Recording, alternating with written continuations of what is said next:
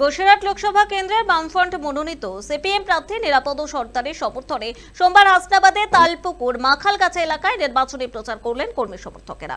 তিনি তালপুকুর মাখালগাছা মৎস্যজীবী পাড়া সহ একাধিক এলাকায় পায়ে হেঁটে ভোট প্রচার এবং জনসংযোগ করলেন। পাশাপাশি প্রার্থী হুটখোলা এবং টোটো গাড়িতে নির্বাচনী প্রচার করলেন।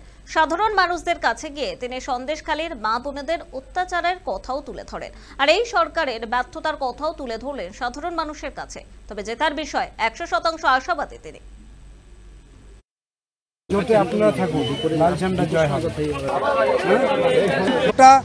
বসিরহাট লোকসভা কেন্দ্র যে আমাদের 7টা বিধানসভা কেন্দ্র আছে, প্রত্যেকটা জায়গাতে যাচ্ছি। সকালে যেখানে 8টায় যাওয়ার কথা, আমি 8টায় যেতে 5 মিনিট দেরি হলে অন্তত 100টা ফোন চলে আসছে। সব জায়গার কমরেডরা এভাবেই নেমেছেন। অর্থাৎ কমরেডদের স্বতঃস্ফূর্ততা, মানুষের স্বতঃস্ফূর্ততা এবার বামপন্থীদেরকে এক ধাপ এগিয়ে নিয়ে যেতে সাহায্য করছে। এই জিনিস আমরা কখনো দেখিনি।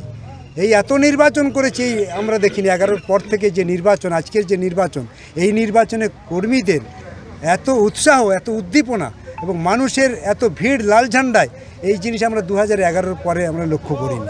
ফলে 2011-র পরে যে ভোটটা হচ্ছে, এই ভোটে যে লাল ঝান্ডার পাশে মানুষ আছে, এটা মানুষ কিন্তু ঠারে ঠোরে বুঝিয়ে দিচ্ছে লাল ঝান্ডা ছাড়া এই বসিরহাট লোকসভাতে আর কেউ জায়গা পাবে না।